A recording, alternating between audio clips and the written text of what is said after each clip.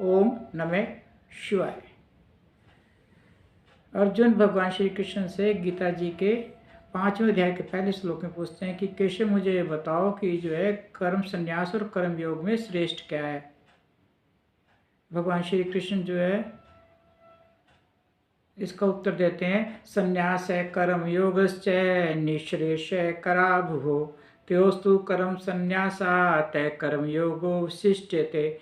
भगवान कहते हैं कि जो है कर्म संन्यास और कर्म योग दोनों ही मनुष्य को जीवन का परम दृश्य प्राप्त करवाते हैं, अर्थात मुक्ति प्राप्त करवाते हैं, लेकिन कर्म योग दोनों में श्रेष्ठ है। भगवान कर्म योग और कर्म संन्यास की तुलना करते हैं, तो हमें दोनों को अलग अलग से इनको जो है इनकी व्याख्या करते हैं, समझने की कोशिश करते हैं। कर्म योग क्या है? इसमें जो है मनुष्य जो है कर्मयोगी अपने शरीर से जो है सामाजिक अपने उत्तरदायित्वों का निर्वहन करता है और उसका मन और बुद्धि भगवान में निरंतर लगी रहती है, अर्थात मन और बुद्धि से भगवान की पूजा अर्चना करता रहता है। और कर्म किससे करता है? शरीर से। शरीर अपना करता है और मन बुद्धि भगवान में लगी रहती है। जबकि कर्म संन्यास क्या है? इसमें जो है उन लोगों के लिए जो आत्माएं जो है ऊपर उठ चुकी हैं, अर्थात जो इस शरीर से ऊपर उठ चुकी हैं, जो अपने आप को शरीर नहीं मानती, तो वो शरीर से कर्म नहीं करते और जो वो तो सिर्फ केवल जो है भगवान की भक्ति करती हैं।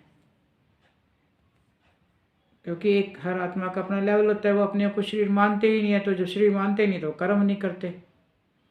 इसके जो है सुंदर उदाहरण कहाँ मिलता है? श्री रामायण जी में मिलता है, जब भगवान राम जो है लक्ष्मण जी को कहते हैं कि जो है लक्ष्मण जो है अपने जो है सामाजिक दायित्वों का निर्वहन करो, तो लक्ष्मण जी क्या जवाब देते हैं?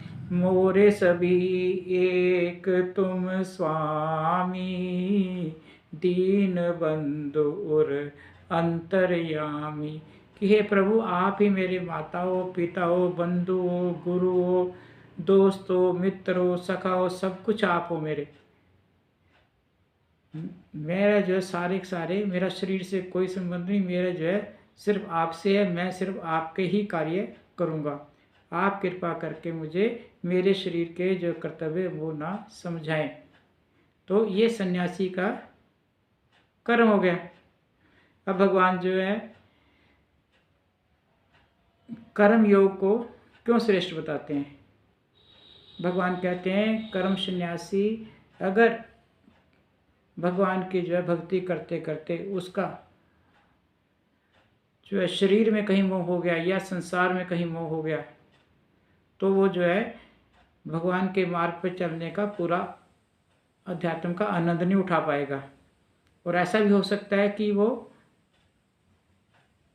उसको ना संसार ही मिलेगा और ना ही भगवान मिलेंगे, अर्थात वो ना इधर का रहेगा ना उधर का रहेगा।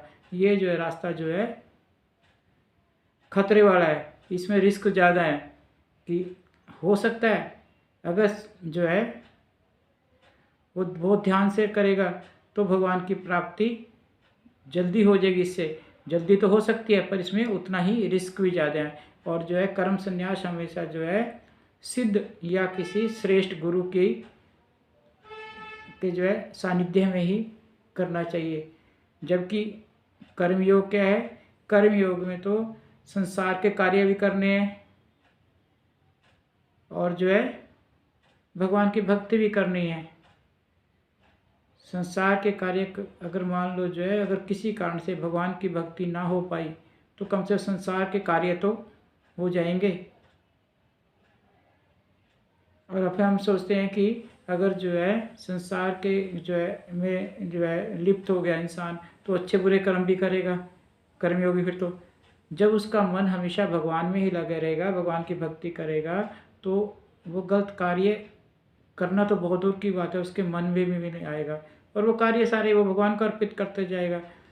वो जो इससे जो है उसको उसका उद्देश्य प्राप्त हो जाएगा, मुक्ति प्राप्त हो जाएगी उसको। हाँ, ये है कि उसने दो कार्य इकट्ठे कर रहा है ना, तो उसको समय लग सकता है, लेकिन जो सिर्फ जो है कर्म संन्यास कर रहा है उसमें रिस्क ज़्यादा है, हो सकता है ऐसा हो जाएगा, तो वो रास्ता तेज जरूर है पर लेकिन रिस्की होने के कारण उसमें खतरा भी है। कभी ये ना हो कि ना ही माया ही मिले और ना ही राम मिले, जबकि इसमें जो है कर्मयोग में जो है भगवान की प्राप्ति